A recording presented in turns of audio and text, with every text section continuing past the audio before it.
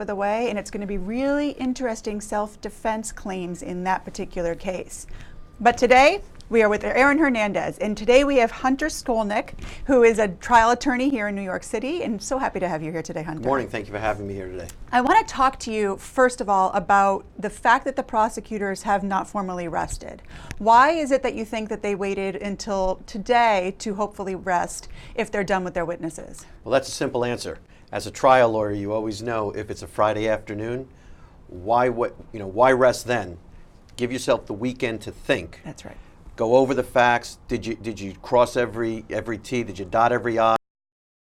Change what is going to happen. Mm-hmm. And I'm sure the judge made sure that they told the defense counsel that if you're going to rest, let us know over the weekend, let us know by Sunday night. Right. So they're ready to go. You don't want downtime during a trial, ever. And that's a really good point that sometimes the audience might not know. The judge does say to the lawyers, let the other side know who your witness is going to be. Let the other side know what your plan is. So none of this is a big surprise for the lawyers. At least it's not supposed to be, right? Well, it's not supposed to That's be, right. But sometimes you have adversary counsel who don't want to play by those rules, and they may wait until midnight the night before, or 11:59 before they tell you, so you might as well not tell them at all. Yeah, I think Judge Locke is pretty strict with everybody in his courtroom. And it seems as though the counsel in this case seem to be getting along pretty well. So hopefully they're all playing straight with witnesses. And today we will see the prosecutor rest, and then we'll see what Baez does as far as calling any witnesses. I took the opportunity over the weekend to watch his opening again, and it was really illuminating. I've never done that before. I've never watched an opening halfway through a case, but it's really interesting to do because you see whether or not,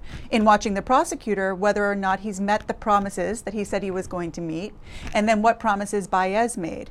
So in general, before we talk about who Baez may call, do you feel as though the prosecutor has met their burden in the Aaron Hernandez case? This is a tough call. Yeah. It really is. I don't really think they established real motive. Mm-hmm. I don't think they admit they don't have forensics. Yeah. They don't have the science to prove it. And we also know who the real trigger man is out there. It's really tough, and this is not an easy case. And I think Jose Baez said it best. Just because it's popular to hate Mr. Hernandez is not a basis to convict him. That's right. And it's the government's job to do it. Yeah, it's funny, in looking over Hagen's opening, the prosecutor's opening over the weekend, one of the things he said is, this is not going to make sense because murder doesn't make sense. But isn't it your job as an attorney to make it make sense in some way, shape, or form? Well, everybody's a storyteller when they're a trial attorney. That's right. Your job is to tell the story as you see it, as you think the jury should believe it. Right. If it doesn't make sense when you're saying it, when it's coming out of your mouth, how do you expect a jury to sit back and say, I can convict someone, put him away for life, or in some cases death penalties, if it doesn't make sense? Because generally there is sense to a story and to a trial.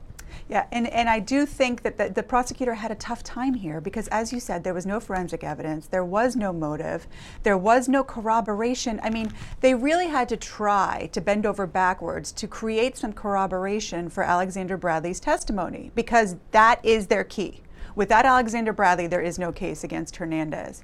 So they tried to do it with these witnesses and the phone and the gun and the car, but do you think that they did enough and that Alexander Bradley was strong enough that it can carry the day? Well, a spilled drink.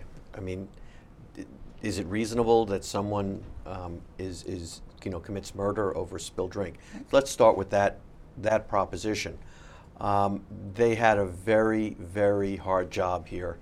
I'm not quite sure they met that burden. I just don't know, and I think if I don't know, it's going to be hard for a jury. Yeah, I do have to say, Alexander Bradley held his own better than I thought he would on cross-examination of Baez. I do think that he was consistent for the most part. I think that he was not easily rattled, probably because of the lifestyle that he lives. Being cross-examined is not as scary as it may be to the rest of us. But I do think that for the most part he held his own. I just don't know that that's going to be enough. Now, with Baez, I want to ask you about this. We were talking a little bit about this off air. He made some promises in his opening You know, he promised, and in going back and watching it, he made reference, ladies and gentlemen, you'll be happy to hear this, he made reference to the street sweeper. And we who watched it here on LawNewz Network, loved the street sweeper's name is Warren McMaster. And he testified out of the presence of the jury and was a very, quite a character. So we're all hoping to hear from him again. And Baez did mention him a couple times in his opening. He also mentioned someone named Dr. Downs, who is a forensic reconstructionist, who he said, and he talked about Dr. Downs in pretty great detail, that Dr. Downs was going to be presenting evidence and putting together the accident with science, as opposed to, in his words, the grasping of the prosecution, and reenacting the scene differently than what the police had done as far as Hernandez reaching across the car and trying to shoot into the other car. If he's made that promise to the jury, Hunter, can he now not call that witness? You have hit something that is, it is such a hard decision for a trial lawyer, for a criminal defense lawyer. Yeah. Do you open at all? Right. Do you open at the beginning of the case, or do you wait until prosecution rests to do your real opening? As we always say, when you get up in front of a jury doing an opening, you're in essence making promises to the jury. Yeah. What you're saying is a promise that this is what I am going to prove. We make those promises very solemnly, we make them sincerely, yeah.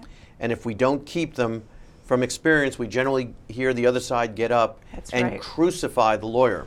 The difference here is I don't think, well, in fact, I know a prosecutor can't go up and criticize for what was not said in the opening. That's right. That's a legal rule. Exactly. Right. You can't do that. That's so I think it was a tactical decision he made.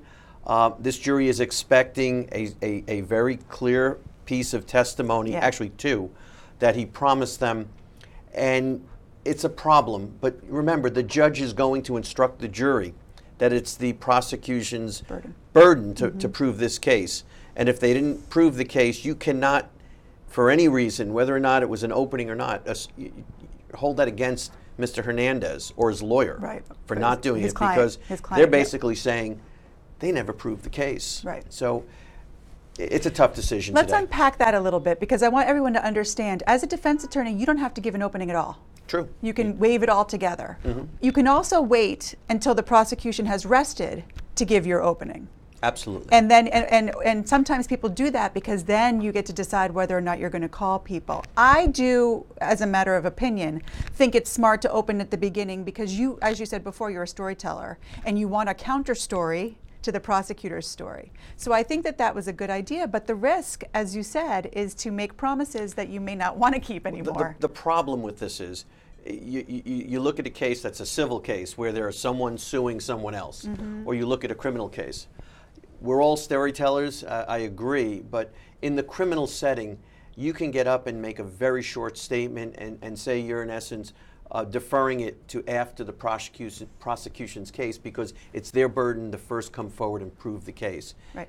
The other side of the coin is the jury will say, if you're getting up and opening now, maybe they prove their case, and now you have to start backpedaling, proving something that you didn't have an obligation to do. So as I said, this is a tactical decision that the lawyer has to make going into the case. Yeah, and I think Baez, you know, I also looked at his website over the weekend just because I wanted some more background on him, and he brags about his knowledge of forensic science and the classes that he has taken and the information that he has gleaned about gunshot residue and blood spatters and all of this type of thing.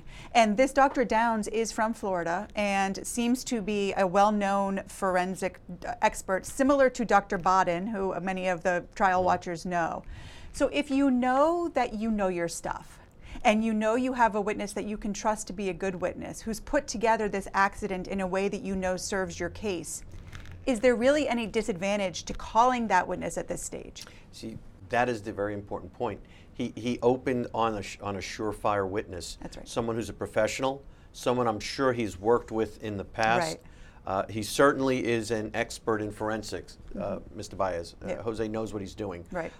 He did a wonderful job in the Casey Anthony trial, which was a forensic trial. That's right.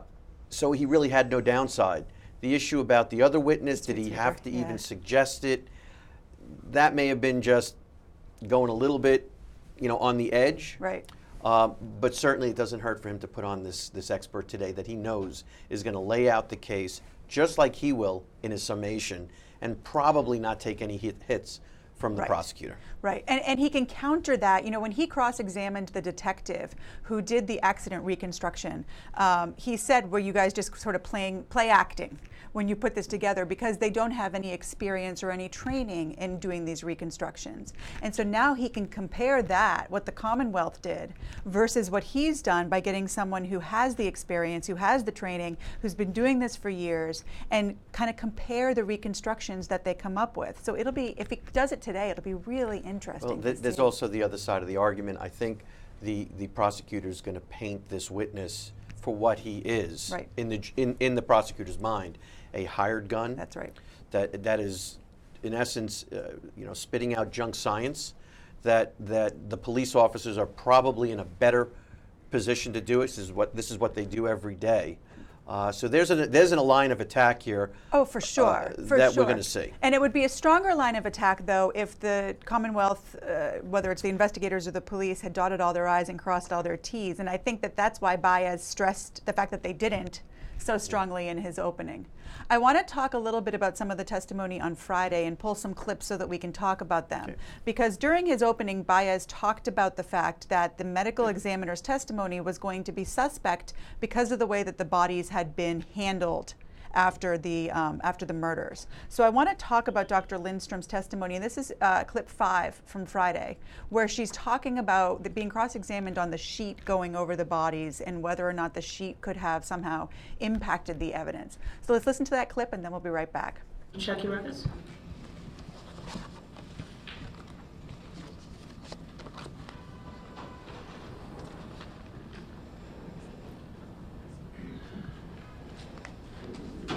Well, I'm sorry, I misspoke. You mean the same day, the next afternoon at 1:48 p.m.?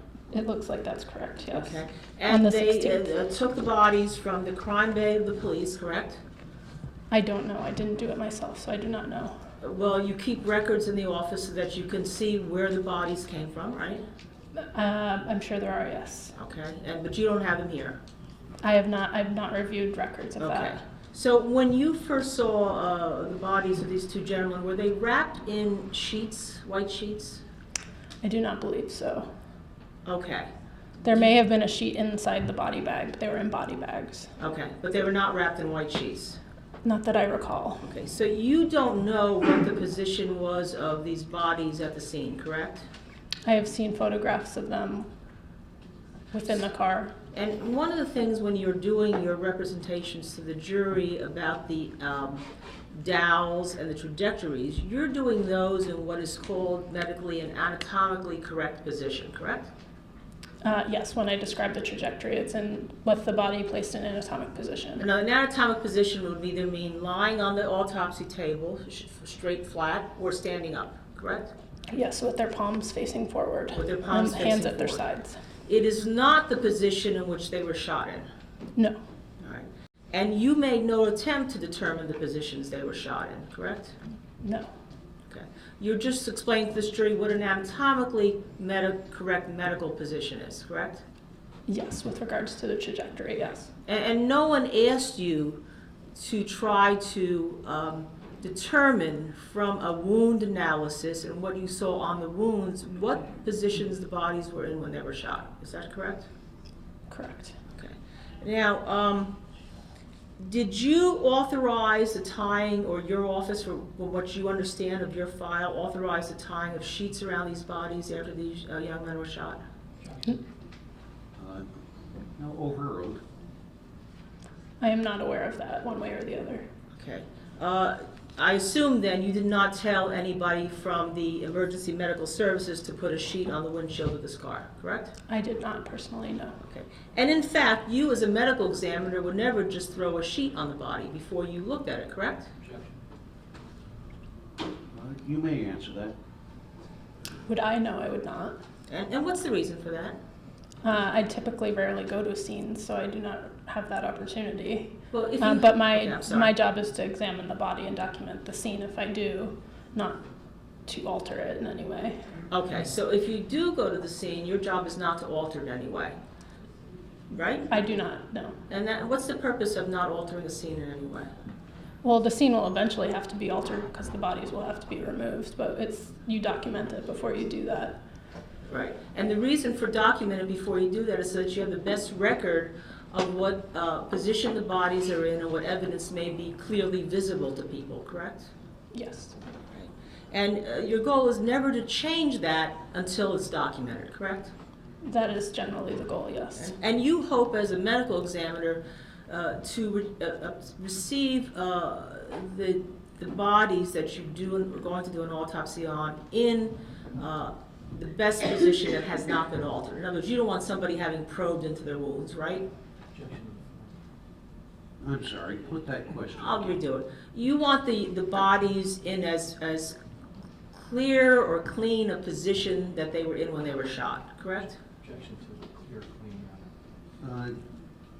If you understand the question, you may answer it, you may explain it. The bodies are rarely in the position in which they were shot when I received them. They've been placed in body bags and brought to us. Often they go to the hospital first. They may receive medical treatment.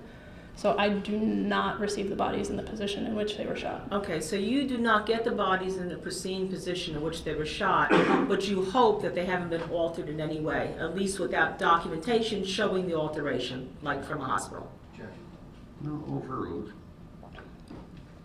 Correct. I would hope that there would be documentation as to if there was any alteration. Now, in your career as a medical examiner, and you indicated to this jury that you are a forensic pathologist, and that is a board-certified doctor, correct? Yes. And this is a board-certified doctor who does medical examiner work, correct? Yes, I do. Does autopsies, correct? In your training and where you have been employed that you told Mr. Lee, have you ever gone to a scene? Have I ever? Yes. Yes. And was that when you were doing a residency program in New Mexico? During my fellowship, I did go to some scenes, and then under my current employment, I've gone to one scene. Gone to one scene. So would it be fair to say that you've maybe in your career gone to under 10 scenes? That is fair, yes. Okay. All right. And part of that can be a manpower issue, correct? Exactly. We are a statewide system, so it is not feasible for our medical examiners to attend every scene. And you know that there's other medical examiners' office that do attend scenes. Correct. Often it's a city system, such as Chicago or Miami, where they do attend the scenes within their city. All right. Now, one of the things, though, that you have to do, that you had to do when you were both a resident and the medical examiner here, is to fill out the death certificate, right? Yes. And that's mandatory, correct? Yes. And in your training, you know that it's mandatory, that it's required by the CDC, correct? The Centers for Disease Control. What is mandatory for them? To fill out a death certificate, correct? It's a state law, I believe. And you have a state law also, correct? Yes. And in your training, you've learned that the death certificates are pretty uniform around the country, haven't you? There is some variability from person to person and office to office as far as style. But not in terms of the information that is supplied, correct? Some contain more information, some are more general. There is variation, but the form is generally the same. Well, as a matter of fact, you're aware, because you are board certified in forensic pathology, that indeed there's a standard death certificate that various offices try to emulate that's published by the federal government, correct? There is a standard. Every state has their own death certificate form. May I approach you? So that was some testimony from the medical examiner who was being cross-examined by Linda Kenny Bodden, who's married to a pathologist herself. And how do you think she did on cross-examination, pointing out some of the potential problems with the way that the examination was conducted? Well, first of all, you're dealing, she is an exceptional lawyer when it comes to the forensics of a case. Right. She knows what she's doing.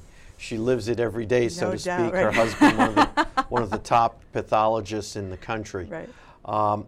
She has picked apart this witness in a very methodical way, Right. the way you'd want to do a cross-examination. The jury may not understand the significance of it as it's happening, but she has now given Jose Baez the ammunition for summation, because that's what you need. She showed everything they didn't do that as a reasonable person, you're saying you don't want to know where the body is, you don't want to know the position, you want someone touching it, you didn't even see it. She is given the ammunition that's going to go right into Jose Baez's gun at the summation. Yeah, I always use the analogy of making a pearl necklace. And if you can get a few pearls or even one pearl from every witness, then you can string them together during your close and create a necklace. And she gave him maybe more than one pearl with that witness. I think she helped that string fill out. Be able to double it up a couple times. And she did that. I mean, Baden did that with more than one witness. You know, she seemed to take most of the witnesses when it was forensics, because as you said, that's her area of expertise. And she really seemed to go in for the kill and just get those points. So it'll be interesting to see, maybe even by Friday, how Baez uses that information that he obtains. Yeah, he's done this before. Right. He knows how to take those pearls, as you say it.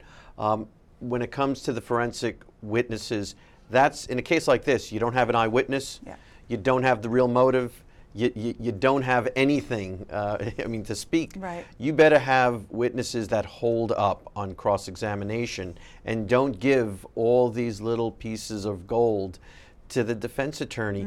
Jose is going to weave this together into a story that shows that there is holes in the fabric of this case. Certainly reasonable doubt, the way it sounds. Now, another piece of that pie, another pearl potentially, was this whole issue of the missing videotapes from the Cure nightclub. Because there are videotapes from some parts of the night, and the jury saw those different videotapes.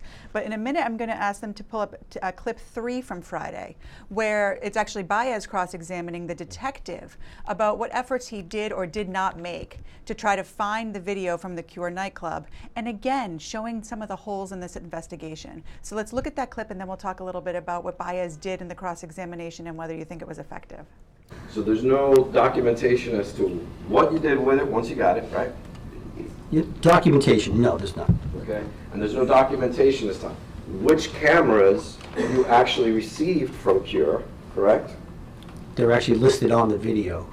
I know they're listed in what you have now, but my question is, you don't have anything that says on July 17, 2012, I picked up cameras 1, 7, 5, 9, 13, 22, and 14 from Pure Lounge. Not that extensive. Okay. Not that extensive. Okay, well, how about any documentation? No, like a receipt or that? No, sir. Okay. And you're aware as a police officer, specifically a detective, that when you receive items of evidence that you create a chain of custody for that evidence, right? It depends. I mean, on video, you get video from establishment, it's documentary report, but there's no receipt or anything like that, no. If you pick up an item of evidence at the scene, and it's let's say, a hairbrush, that item is documented, right? Correct. When it's collected. Correct. Right? And that item is then placed in an evidence bag. Correct. Right? And the evidence is then sealed, right? Correct. And and people sign over the seal to ensure that there's been no tampering with that evidence, right? Correct. Okay? And all of these precautions are taken when you collect a specific piece of evidence. And what you're telling this jury now is when it comes to video, you don't have to do any of that, right? Actually, you said if I collect a hairbrush from the scene. Video from Cure wasn't the scene. I understand that, but that's a significant item of interest in an investigation, is it not? Yes, it is. Okay.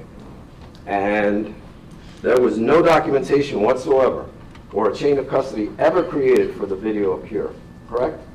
Sergeant Talbot wrote a report about trying to get the video. I mean, if that's what you're talking about, I'm just trying to write a report. My question to you, sir, is did you, and it's very specific, is there a chain of custody for the video dealing with Cure? No. Now,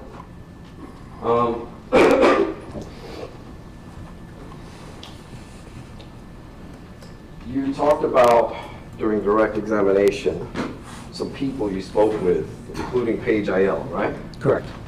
And at one point, when you did that Hyundai Santa Fe thing, a whole list was compiled of people who were at Cure, right? Correct? Okay, and I think it came to 120 some odd people. Something like that, yeah. Okay, and I guess the strategy was to check that list and see who owned a Hyundai Santa Fe, right? Correct. Okay, how many of those people did you question? And let's exclude Paige and her friend Brian Schmidt, who works at Cure.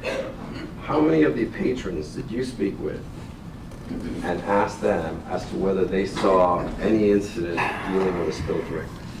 Besides those two, Yeah. I believe it's one other. Okay. Not counting the men in the BMWs. Are we including them? Correct. No, I'm talking about regular patrons. Regular patrons, sorry, one other. Okay. And that was Paige Aiello's friend. Correct. Okay. Anybody outside of that 120 people did you talk to and ask them, hey, did you see Aaron Hernandez? No. Hey, did you see any spilled drink incident? No. Okay, so you didn't talk to any of those people, right? That's correct. And Alexander Bradley, when you spoke with him, never mentioned anything about him taking a picture with a fan, right? No, he didn't. Okay, and you later found that out through Jamie Furtado, who took the photo, right? Yes. And at that time, did you go looking for this fan? No, he did not. Okay. And you're aware that Aaron Hernandez was in Club Cure for a total of just 9 minutes, right? 9 change, yes. Okay. Well, I'll debate with you on the change, Okay. but in this 9 minutes, the fact of a fan walking up to Aaron Hernandez, having a conversation with him, asking him for a photograph, then going and asking Jamie Furtado for the ability to go take it in the back room. Jamie Furtado denying that. And then Aaron Hernandez coming and asking Jamie Furtado to go and take the photo. And then going back into the back room, actually sitting there, taking the photograph, and then returning. That takes a significant amount of time, right? No. Well, it takes a period of time that would cut down that timeline, right? Which timeline are you discussing? Timeline of 9 minutes. Yeah, sure, it did take up some time, obviously. And seeking a timeline of what actually occurred in Cure would be important, right?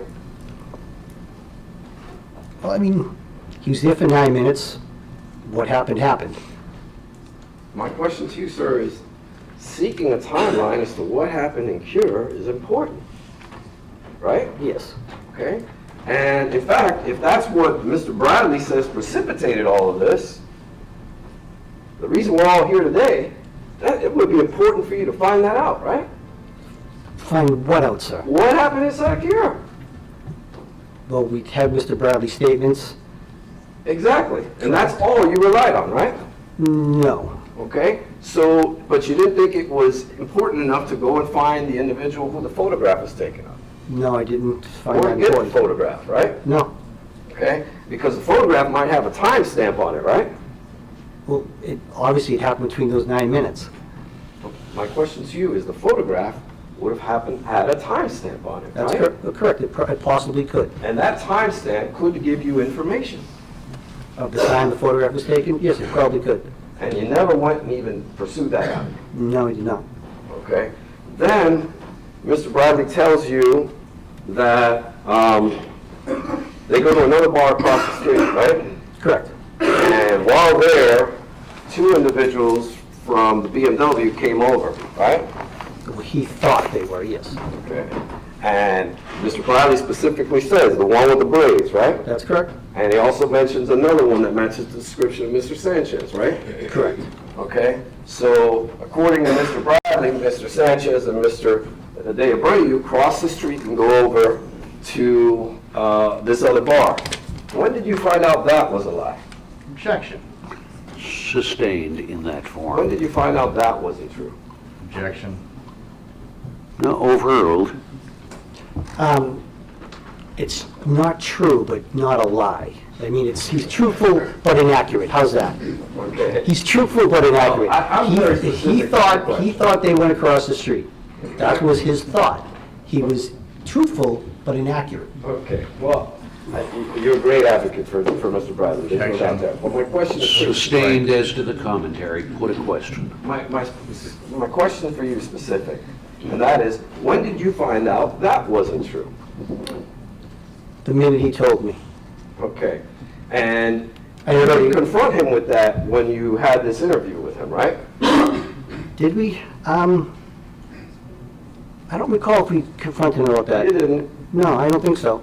Okay, now, you told the ladies and gentlemen of the jury that the entire interview was on tape, right?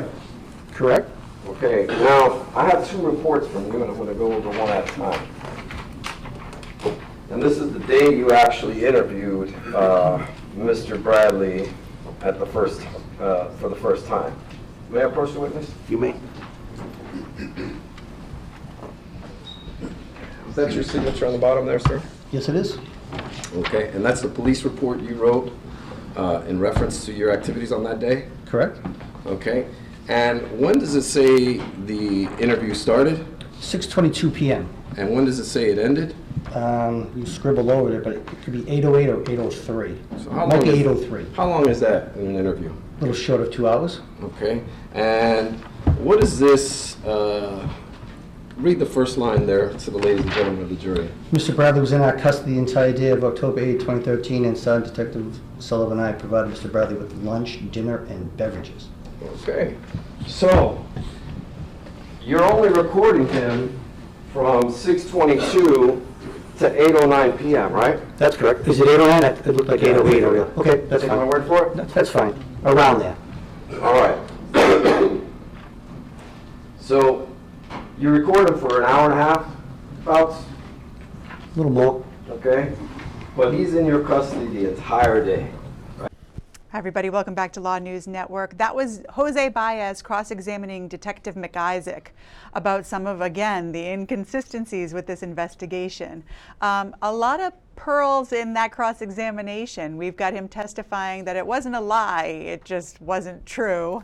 What did you think was the high point of that short clip that we showed? Well, I mean, that quote is, they're going to hear that in summation repeatedly. Right. If it's a lie, it's a lie, it's a lie, whether you call it an untruth. Right. Secondly, from a technical standpoint, what we're talking about here is the videotape from the club. Mm-hmm. When you're investigating a murder and you have either the lead detective or one of the lead detectives testifying that, well, when we get videotape, we may not log that in. Or we don't log that in. When he starts talking about, or splitting hairs, as I would say, crime scene versus just a scene. Right. You know something, this videotape from this club is a connection between the defendant and the crime. That's right. This is the motive which they don't have. Yep. And to have a detective flippantly say, we don't really have to log these things. Yeah. There's a reason why this is missing. And if I was a defense attorney here, I would be driving this home over and over again. It's missing because you didn't follow the procedures, because maybe the video doesn't show what you wanted to show. That's right, and that is what they've been doing. Just so that you people at home know, we are not keeping you from the courtroom. They are at another sidebar today, and it looks as though there may be some issue with a newspaper article, according to people in the room. We will let you know. We will bring you straight to the courtroom as soon as we're there, but this sidebar seems to be lasting a little longer than usual, especially since the jury is not yet in the room. So there must be some issue that Judge Locke has to resolve. In the meantime, we have Hunter Shkolnik here today with us today, and so happy to talk to him about some of the issues that are going on. So Friday was really mainly the medical examiner, and that is who the prosecutor closed with. The prosecution of the last Aaron Hernandez case, the Odin Lloyd murder, also closed with the medical examiner. Is that an effective strategy? I think they do it quite often. Show the blood, show the gore, show the compassion, so to speak. Right. You're playing to the jurors' compassion. They see someone murdered, they want to punish someone. Right. I think jurors are smarter than that, though.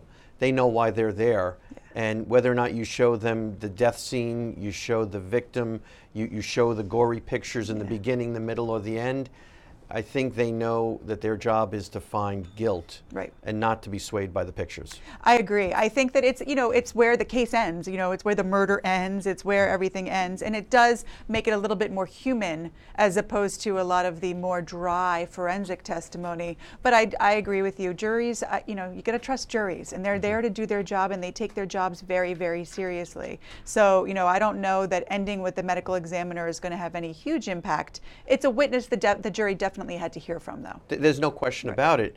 And from my standpoint, I would be starting off the trial with the death. Right. And then showing the jury why or how this happened. I think this is a tried and true method that prosecutors use all the time, going for the big bang at the end. Right. But maybe that's starting to get a little played in this day and age of TV and CSIs, where you're not shocking the jurors anymore. Are they going to be upset with the gory pictures? Yes, but that end it with a bang because that someone's dead. They know why they're there. Right. Someone's dead. Right. And it's, they started, the first witnesses way back 2 weeks ago, 3 weeks ago, the first witnesses were the family members of the deceased gentleman. And so that is, pulling on the heartstrings a little to start the case. And then to end with the medical examiner, it certainly makes sense to bookend this testimony that was maybe dry, very dry at some points, with something with a little bit more emotion. We'll see how far it gets them. Well, apparently their case needs this. Yes, yeah. I mean, there's a reason for the heartstrings in the beginning and the gore at the end. Yeah, there's a lot missing in between. Yeah, you could usually use the family members as fill-in during the course of a trial, but they knew they had to start with the heart. Start with the heart and end with the gore. Yeah, and the other thing that was interesting with the medical examiner is the fact that there was actually marijuana in one of the victims' blood. Do you think that Baez started there in his opening and talked a little bit about that, and with the first witnesses, the family members asked them whether they were aware that their family members, one of them, was using drugs. You think that that's going to come up in the defense case as well? I think we're in a different time. I think we saw reports in the news over the weekend that owners of football teams are starting to say that they should let them smoke. Marijuana is not something they should be banning in the football field. Right. I don't think marijuana or pot in the blood is going to be a big deal in this case. If you're talking methamphetamine, heroin, opioids. Right. There you got something. The defense witness list was something like 200 people, so it's hard to figure out from that huge list who they're going to call. But two of the people on that list were experts in marijuana and the impact that marijuana has on violence, and so perhaps that's somewhere that he intends to go, though I think we're more likely to hear from Dr. Downs than from a marijuana expert. I don't think Jose Baez is going to play that card. You don't know what secrets these jurors are well, that's right. Are keeping. And many people won't be honest, even though you hope jurors are honest. Right. They're probably, many or some. Right. I don't mean this jury, but people in general may be going home these days and smoking marijuana. Right, right. And that's a real tough sell. Yeah, you definitely have to be careful with it. Let's talk about the other witness on Friday that we sort of forget because he was so short in the morning, and that was Alexander Bradley's cousin, who came on and testified as to what Alexander Bradley told him about being shot in the face. We're going to pull that clip, that is clip 1 from Friday, and I think it's a relatively short one, and then talk about what impact that testimony has and if it was a conscious decision by the prosecutor to call him towards the end. So let's watch clip 1 from Friday, and then we will talk about it. May it please the court, Mr. Hagan. Good morning, ladies and gentlemen. Good morning. Good morning, sir. Good morning. Alexander Bradley is your cousin? Yes, he is. And you know he's a drug dealer, right? I assume so, yes. Okay.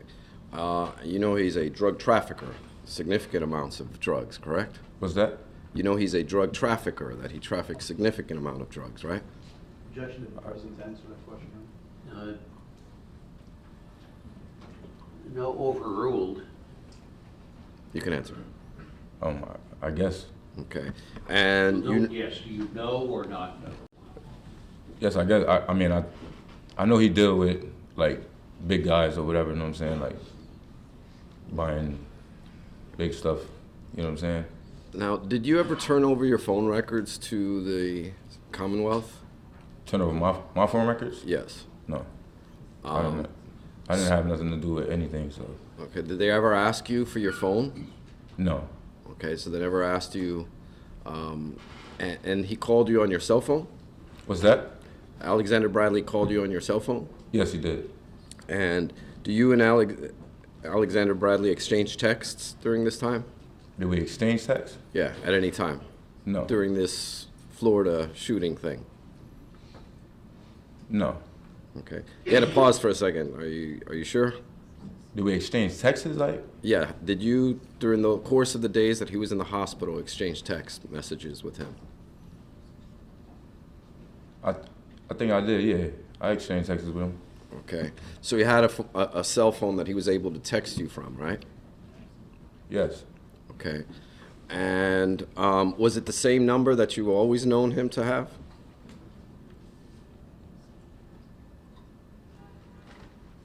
I mean, I don't. It was so long ago. Yeah, I think it was. You know what I'm saying? But I don't know. Okay, and now after this, you apparently called Brooke. Did I call her? I didn't call her. I went upstairs. She used to live upstairs from me. Okay, and is that when Brooke finally called Alex?